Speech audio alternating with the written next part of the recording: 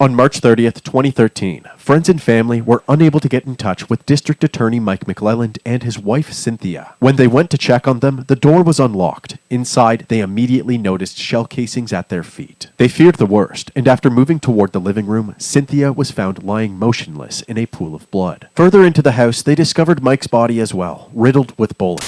First, I want to say that my deepest condolences go out to the McClelland family and all the people at the courthouse, most of which I know.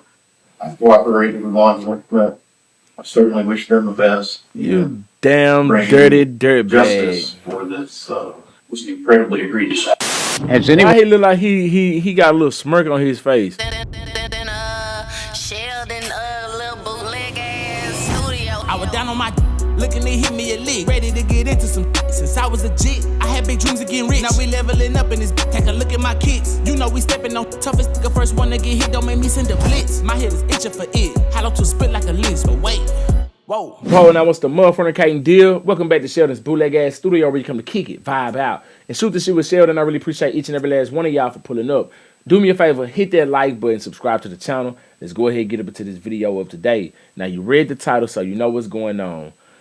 And it reads, when a judge is a serial killer. You know, this is something I never, ever heard of. Never thought a judge would be a serial killer. I don't put nothing past nobody, and I know there's nothing new under the sun, but have you ever heard of a judge being a serial killer? See, he thought that he was above the law, high and mighty, and that he knew all of the ins and outs, and that he could never get caught. But his ass got caught. Let's see how. Make sure that like button is lit. Subscribe to the channel if you're new around here. If you ain't realized by now, I will be running my mouth all over this video. If you don't want to hear me commentating, you might as well just go and jump off my video because this is what you're going to get. But I digress. For those who are here to kick it, vibe out, and shoot this shit with Sheldon, I really appreciate you. Make sure that like button is lit. Subscribe to the channel. Let's not waste no more time. Let's go and get up into this video right now. If you ain't fucking with my nigga Sheldon, nigga, fuck you. Yeah. On March 21st, 2013, in Wise County, Texas, Deputy James Boyd was performing a routine traffic stop on a 1991 black Cadillac DeVille. What he didn't realize was that the person driving this vehicle was the notorious Evan Spencer Ebel, a member of a violent prison gang known as the 211 Crew. Evan was incorrectly released from prison just 2 months before this encounter due to an error in his court records. During his short taste of freedom, he obtained a 9mm pistol and killed a Domino's delivery driver named Nathan Leon, stealing his uniform in the process. So you was mistakenly released, knowing that you may have to go back or whatever. Even if you don't got to go back, bro, you got to experience freedom again, and you go out and do something like that. That's wild. Evan then wore that uniform as a disguise and rang the doorbell of Tom Clements, the executive director of the Colorado Department of Corrections. When Tom answered the door, he was shot directly in the chest and killed. In the shocking overnight murder of the head of Colorado's prison system, Tom Clements was gunned down as he answered the front door of his Monument home last night. Air Tracker 7 was over the home this morning. Investigators are searching the area for clues, and they are talking to neighbors. 2 days after this shooting brings us right back to this traffic stop on March 21st, and it seems that Evil Ebel would rather continue his murder spree than go back to prison. In this exact moment, Deputy Boyd was shot 3 times, twice in the chest and once in the head. Unfortunately, due to YouTube's sensitive graphic violence guidelines, we are unable to show this shooting on screen. However, Deputy Boyd recovered from his injuries and later described the experience. I remember seeing the gun shoot off a number amount of times, and I could see the cartridges fly out, at which point I blacked out. I had no clue whether I was standing, sitting, laying, whatever. While squirming on the ground in shock and agony, Deputy Boyd is spotted by a random civilian who pulls over to help. Backup is called in, and while Deputy Boyd gets some much-needed medical attention, numerous officers from several jurisdictions are quickly in hot pursuit of the shooter. The chase reaches speeds of over 100 miles per hour, and more shots are fired at law enforcement, all while weaving in and out of traffic. At one point, Evan blows a tire and smoke billows out from his vehicle, hindering the police cruiser's field of view. But the officer remains calm and stays right on Evan's tail. Eventually, Evan exits the highway, and the chase continues through the streets of Wise County. Then, out of nowhere, an 18-wheeler slams into Evan. His car is totaled, but the action isn't over yet. Evan immediately exits the vehicle and fires a barrage of bullets at the officers. The officers fire back, hitting Evan multiple times. Evan Ebel was killed instantly. Several significant pieces of evidence were found in Evan's Cadillac. So how we get to the judge being a serial killer? Is this the right damn video? Did I read the wrong title to them? Let's see. Hey, we gonna find out. Hit that like button though. Including Nathan's Domino's uniform, Let's directions roll. to Tom Clement's house, a manifesto outlining his grievances with the prison system, and a hit list of other prison officials. This was an immediate red flag for authorities, as just 7 weeks earlier, another shooting took place with striking similarities. On January 31st, 2013, just 3 days after Evan Ebel was released from prison, a DA in Kaufman County was shot just outside of the courthouse. Kaufman County 911. Yes, sir. We've got a gentleman on Grove Street and Madison that just got shot. Officer Jason Statsny was the first to arrive at the scene. He immediately began CPR. He's got a shot in his face. There you go, buddy. Keep breathing for me. 5 minutes later, an ambulance arrived and an EMT took over. Anybody know anything about it? He's one of the DA prosecutors.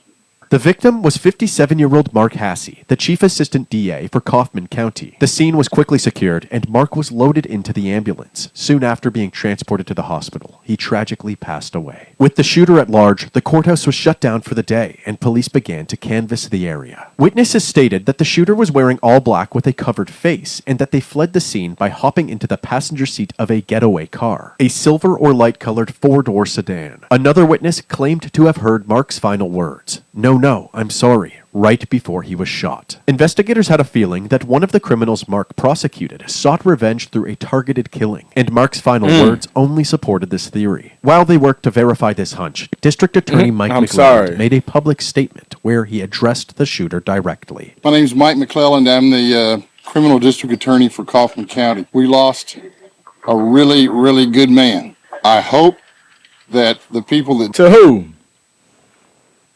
He only good to y'all, man. He wasn't good to the person he prosecuted. did this are watching, because we're very confident that we're going to find you, we're going to pull you out of whatever hole you're in, and we're going to bring you back and let the people of Kaufman County prosecute you to the fullest extent of the law. 2 months later, when Evan Ebel's murder spree ended with his death, Mike and Kaufman authorities wondered if they could link Evan's 211 crew affiliation and hit list to Mark's murder as well. Unfortunately, Mike wouldn't live long enough to find out, as he became the next victim.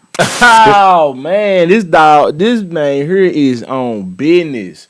Standing on it. Goodness. Attorney Mike McClelland and his wife Cynthia have been found shot to death. It is the second shooting of a Forney, Wise County, is that out in Dallas? prosecutor in the small Texas town this year, coming just 2 months after Assistant District Attorney Mark Hassey I was know shot Forney dead is out in Dallas, but I mean, yeah, Wise County is at in the local Dallas. courthouse on his way to work. On March 30th, 2013, friends and family were unable to get in touch with District Attorney Mike McClelland and his wife Cynthia. When they went to check on them, the door was unlocked. Inside, they immediately noticed shell casings at their feet. They feared the worst, and after moving toward the living room, Cynthia was found lying motionless in a pool of blood. Further into the house, they discovered Mike's body as well, riddled with bullets. The McClellands had been brutally murdered. Authorities rushed to the scene and spent the night processing it. It was discovered that the McClellands had a home security system that kept track of any movement detected in the house. All movement stopped by 6:42 a.m. that morning, indicating that the shooting must have taken place around this time. News quickly spread of the McClelland murders, and while hundreds of investigators got to work, a multitude of tips poured in from the public. But one of these tips was much different than the others. It came in on the night of Easter Sunday, and it simply read, "Do we have your full attention now? Only a response from Judge Bruce Woods will be answered. You have 48 hours. Law enforcement decided to respond. You have our attention.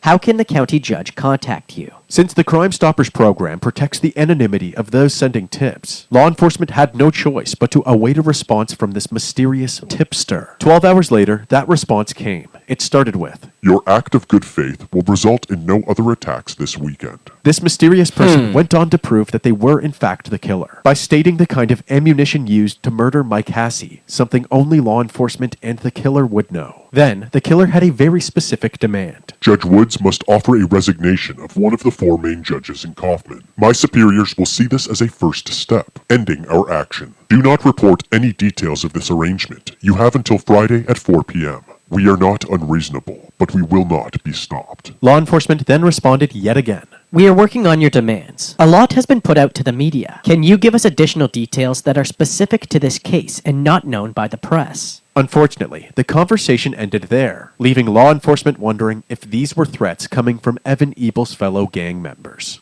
Ebel was a member of the white supremacist prison gang called the 211 Crew.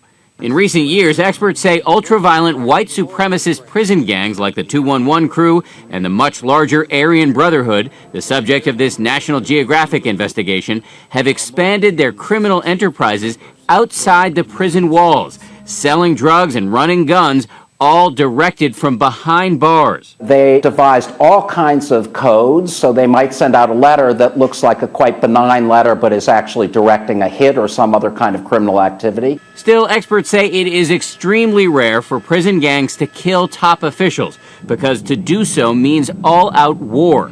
Tonight, war may well be what the 211 Crew has on its hands.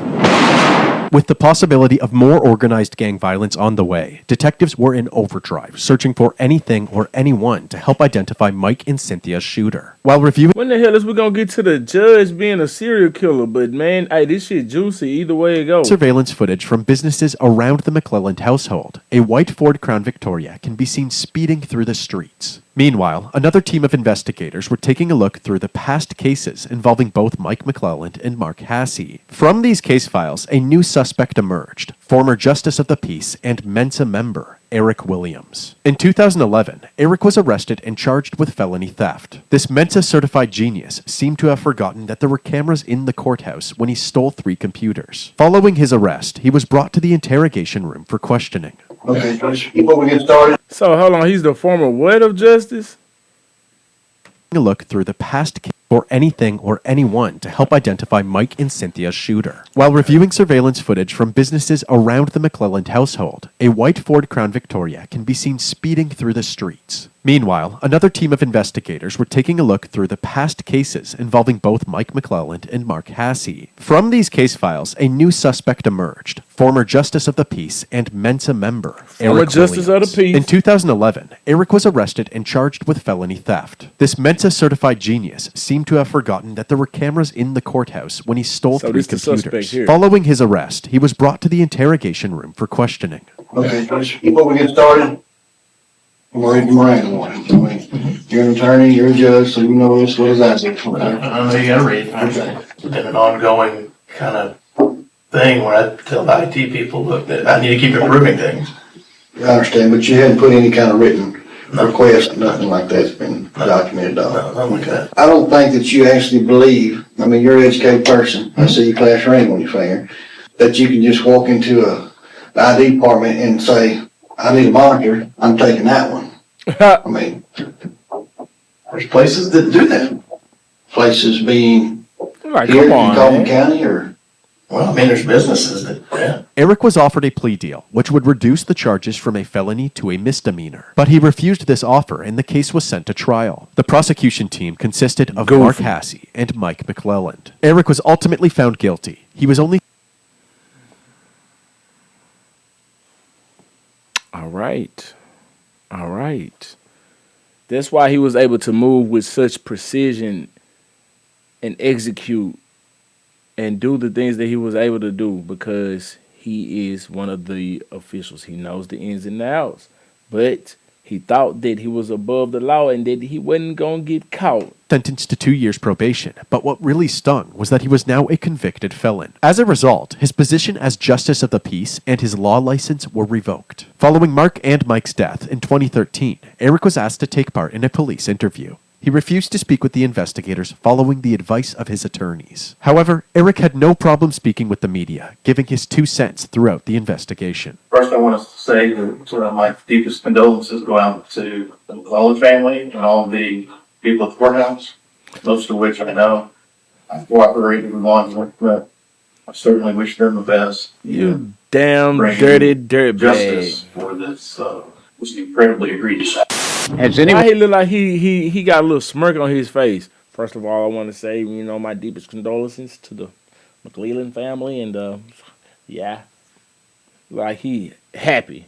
Unconnected with this investigation, suggested to you that you are a person of interest in the investigation? No. Did you bear either of those men any kind of grudge? No, absolutely not. My heartfelt condolences go out to both the McClelland family Like he and wanna the Hasse laugh. family. because Everybody say two. Two. Ugly ass boy. they were in public office doing the right thing. In public office. Look at them. And for some reason that we're not aware of, have paid the ultimate price for that. While Eric segued between several media Look at outlets, him. investigators continued to look into him as the prime suspect. To their surprise, Eric had no record of ever owning a white Crown Victoria. Thankfully, on April 11th, 12 days after the McClelland murders, Eric fired his attorneys and reached out to the authorities to cooperate. Detectives immediately headed to Eric's residence to interview him. Why? Hey, Eric, I appreciate it. Thank you very much. Why you do that? Do you understand why your name pops up? Absolutely. Oh, no. Well, did you have anything to do with it? No, absolutely not. As expected, Eric insisted that he had zero involvement regarding the murders, so the detectives decided to take a different angle. You don't have any more? You got rid of I all of have them? one gun I'm trying to sell, and it's just hard as hell to sell. Hey, just curious, how many guns did you used to own? About 16. And you sold 15 of them? For context, since Eric is a convicted felon, it is illegal for him to own any firearms. I'd love to go back and say, there's no guns in your house. If we looked in that house, I guess we could just look in there real quick. Without probable cause, the detectives are unable to legally search Eric's home, unless he grants them permission himself. But you don't mind us going in there and looking? Okay. I'll take that. With permission now granted, the detectives begin their search. Why would you Audio give them still permission? rolling. Do you still have any ammo or anything? I mean, they were going to get permission either way it go, because if he denied them, they wasn't going to do nothing but call the judge up. The judge was going to okay it and write it off, and they were going to sit there and wait, so it ain't like he was going to be able to, if he had guns in there, leave and get rid of them and come back, because that was going to secure the perimeter and keep his ass from leaving. Yeah. So, you see, the police, they do little dirty tricks to get what they want. They also, it's legal for them to lie. It's perfectly legal for them to lie to you in an interrogation. But your ass can't lie under oath. That's fucked up. That's fucked up. So they can lie to you, but they don't want you to lie to them. The only ammo I would have would be for that. As Eric stated earlier, he had apparently sold all but one of his 16 firearms. But as they move from room to room, they uncover a host of weapon attachments. Hey, Eric, I'm just curious. You're selling all your guns. Why didn't you say your spotting scopes and stuff?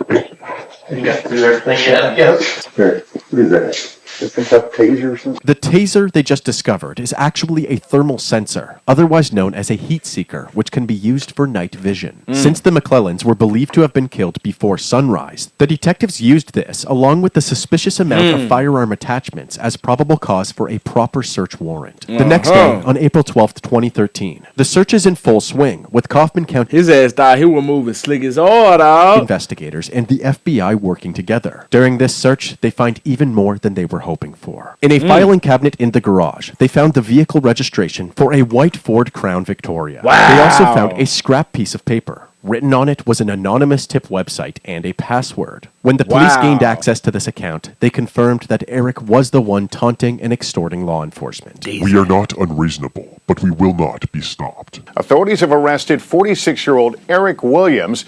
He's charged with making a terroristic threat after Look at searching his this. home. Look at this fool, man. This dog, hey, he got his lick back, though. He got his lick back. See, that's what these gangsters don't do. I've never seen a gangster. That's gangster. This is gangster right here. See what I'm saying? I've never seen a real quote-unquote gangster, gang member and all this type of shit. They'll shoot at their ops. They ride down on their ops all day long, but they will not go head up with law enforcement.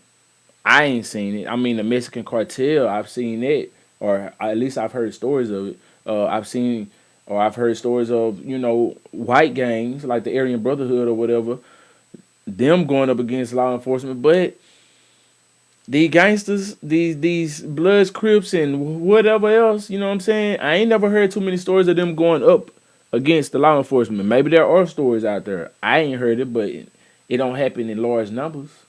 It don't happen in large numbers. These dudes is really cowards in real life. This dude right here, see, he bumps elbows with these dudes. So he ain't scared of none of their ass. Yeah. He's in the same circle with these dudes. You see what I'm saying? Yeah, he came up in some of the same societies and some of the little secret clubs and all that type of shit with these dudes. So how dare y'all kick me out and call me guilty and send me down up the river like some of these other ones? No. I'm gonna get my lick back. And he got his lick back. I really ain't mad at him. I ain't mad at him, honestly. Williams is I ain't saying he right though. Cause shit, they wrong too. He wrong, just like they wrong. They do a bunch of wrong shit. former justice of the peace in Kaufman County, a position he lost last year when the DA's office convicted him of theft. He has not been named a suspect in the murders. As the investigation honed in on Eric, several more tips came in, including one from a man named Roger. Roger and Eric became friends during their time in the Texas State Guard, and in November of 2012, Eric convinced Roger to rent a storage unit for him. Once Roger heard about this is where they crown Vic the search of Eric's home, he immediately reached out to law enforcement and told them about this unit. On April 13th, 2013, police executed a search of this unit, and to say they hit the jackpot would be an understatement. Not only did they find the white Crown Victoria, but they also unveiled police uniforms and badges, bulletproof vests, and an arsenal of weaponry, including knives, a crossbow, multiple guns, and ammunition that could have killed both Mark Hasse and the McClellans. And of course, pickle jars filled with homemade napalm. Several firearms were sent in. What is that?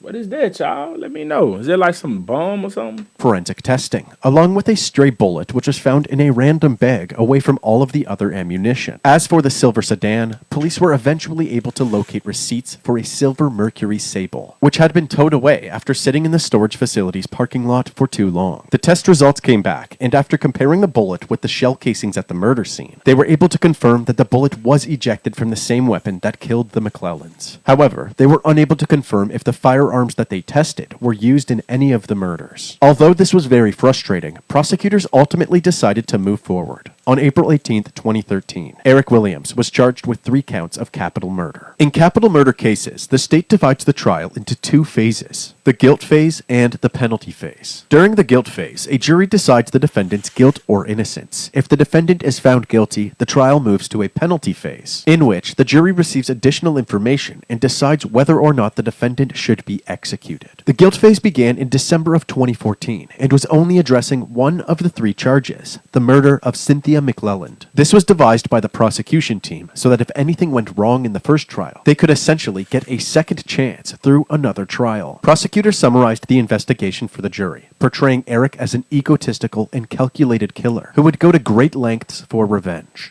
This is my chance to tell you the story of the murders of Mike and Cynthia McClelland. He sent an email to law enforcement claiming credit for the murders, thinking law enforcement would never figure it out. Well, he was wrong. They also used the storage facility's surveillance footage to establish a timeline of the crime. At about 6 a.m., the Crown Victoria can be seen entering the parking lot, then leaving 12 minutes later at around 6:12 a.m. Then, after killing the McClellans at around 6:42 a.m., the vehicle heads back to the storage unit, arriving at 7 a.m. 17 minutes later, a black SUV can be seen leaving the area. The defense, on the other hand, focused on the weak points in the prosecution's case. Eric Williams did not commit these murders. There is no known murder weapon in this case. There's no one who can place Eric Williams in that scene at the McClellan home. No one. The prosecution called an onslaught of witnesses, meticulously breaking down each and every piece of evidence and testimony. As for the defense, they called no witnesses during the guilt phase of the trial. They simply believed that it was unnecessary since the state failed to prove Eric's guilt beyond a reasonable doubt. However, the final say would go to the jury, and after 90 minutes of deliberation, a verdict was reached. We, the jury, unanimously find the defendant, Eric Lyle Williams, guilty of capital murder as charged in the indictment. Eric Williams was found guilty for the murder of Cynthia McClelland. It was now time for the penalty phase, where the jury decides whether or not Eric will receive the death penalty. Perhaps the most compelling moment of the trial is what happened next. This is Kim Williams, Eric's wife and alleged getaway driver. Back in 2013, Kim was arrested at the same time as Eric, and detectives spoke with her for hours in the interrogation room. Although she was first defensive about her husband, she got a rider. He oughta ride or die. Okay. Billy let her guard down and eventually told the detectives what really happened. Okay, never mind. Convinced her to take a plea deal. Since she was protected by spousal immunity, she was not forced to testify against Eric. However, as part of her deal, they asked that she provide testimony during the penalty phase of the trial. She agreed. It was a cold day, and there was excitement in the air. He came up with a plan to dress like law enforcement. He was modeling it for me. Describe to the members of the jury what he was I modeling. thought they just said that she had spousal immunity. So what the hell she doing talking about what he did? For you the night before. I want to say he looked like he was in the Army or SWAT. He had a bulletproof vest that had sheriff on the front. That more than likely Mrs. McClellan was going to answer the door and he was going to introduce himself as a policeman. You may be wondering why Cynthia had to die if Mike was the target. Kim explained Eric's simple reasoning to the court. She would be there as a witness, and he described it as collateral damage. What did he tell you about how Cynthia McClellan died? He told me that he had to shoot her an extra time because she was still moaning. That night, Kim and Eric celebrated the double murder by having a feast. We had steaks on the grill, and Eric cooked those. At your parents' house? At my parents' house. Y'all celebrated the steaks? That's correct. Evil. During the guilt phase of the trial, the prosecution Bloody team was steaks. not allowed to bring up the details of the Mark Hasse case, so they used this opportunity to bring the jury up to speed. Did you agree to drive? Yes, I did. You knew what was going to happen. Yes, I did. Why did you agree to drive to the murder of Mark Hasse? I was so drugged up, and I so believed in Eric and everything that he told were me. drugged His anger up. was my anger. Kim went on to recount. You was drugged up, but you can remember everything. I don't sound like you trying to soften the blow a little bit to try to get yourself out of more trouble than what you already getting yourself out of. Moments following Mark's shooting. As you're driving away from the scene of the Hasse murder, what is his mood like? Happy. What is your mood like? Happy. She also recalled driving to a bridge one night with Eric, where he threw a bag into the lake below. Do you know what was in the bag? I knew that it was guns. After 7 months of searching, the bag was found at the bottom of the lake. It turns out that it wasn't a bag at all, but rather a Halloween mask that Eric wore during Mark's shooting in order to conceal his face. Inside the mask was 2 revolvers, one of which was confirmed to have killed Mark. And you can imagine the terror that was going through Mark Hasse when he recognized and heard the voice. Kim also revealed that Eric had several more victims in mind. This hit list included a judge that he planned on killing in a more creative way than the others. And who else? Judge Ashworth. How did he tell you he was going to kill Judge Ashworth? He was going to shoot him with the crossbow. What was the napalm for? I guess to drive in an extra kind of FU. He's going to bore a hole in his stomach and pour it in. The defense tried to combat this disturbing testimony with a small army of character witnesses. No matter how hard the defense worked, Eric's fate was ultimately left to the jury. And on December 17th, 2014, Eric Williams was sentenced to death by lethal injection. He was ordered by this court to carry out the sentence of death. As of November 2024, Eric is still on death row and is appealing his conviction. Kim Williams pled guilty to the murder of Mark Hasse and was sentenced to 40 years in prison. Damn. They look like brothers and sisters. Yo.